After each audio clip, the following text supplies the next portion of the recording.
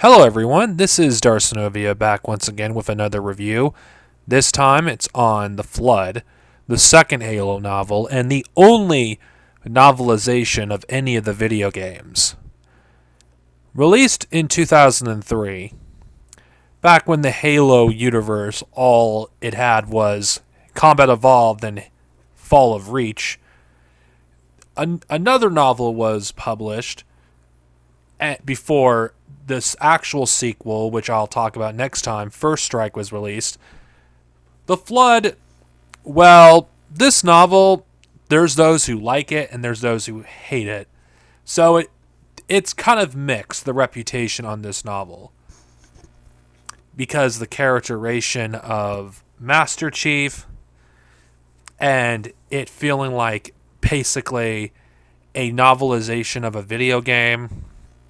I think some of those criticisms are fair, but honestly, before the release of Halo Anniversary, this was the easiest way to experience the first Halo game. Considering the fact, Combat Evolved was released very early in the original Xbox's life, and it was more difficult to actually experience the story of the first game. So the novel was actually the easiest way to do it, as far as I know. Correct me if I'm wrong. I'm kind of a Halo normie.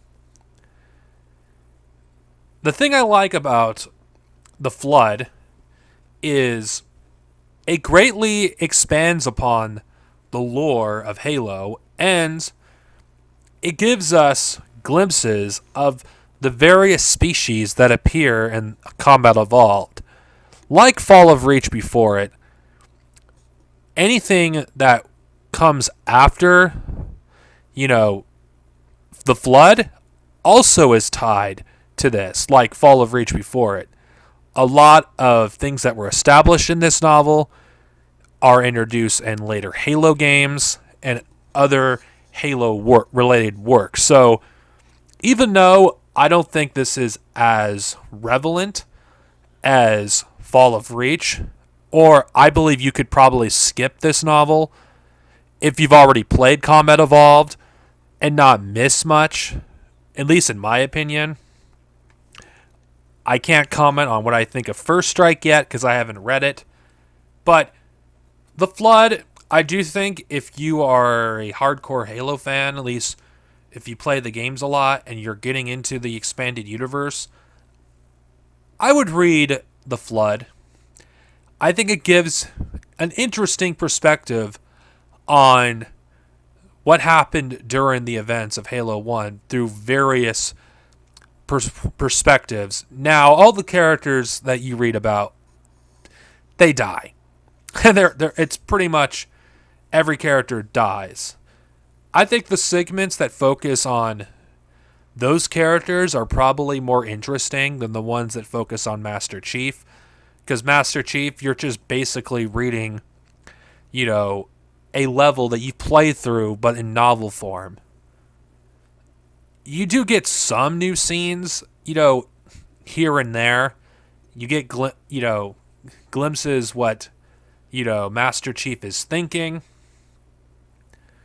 Now, there is no way I feel like the author who worked on this book could have done better than what he did with this book. I mean, with a video game that has at most an hour worth of cutscenes, the very fact that he managed to write a novel that actually is workable in the Halo universe is a miracle. I do think The Flood is underrated. It's not as good as Fall of Reach. Not by a long shot. I don't think it's essential. I think you could pretty much skip this book and read First Strike or other Halo novels. But if you're into, Halo and you're like new into the Halo expanded universe and you want to continue reading Halo, this is definitely a good starting point, but I would probably read Fall of Reach first. I consider, the this book, a good rating. I don't think is as good as Fall of Reach. I don't think it stands on its own as well as Fall of Reach does, but I still consider it a good read nevertheless. This is Darcenovia, over and out. Next time I review Halo books, I'm going to be reviewing First Strike, the third Halo book, and the Halo Expanded Universe, and the sequel to Fall of Reach. This is Darcenovia, over and out. May the Force be with us all, and may we live long and prosper. Thank you.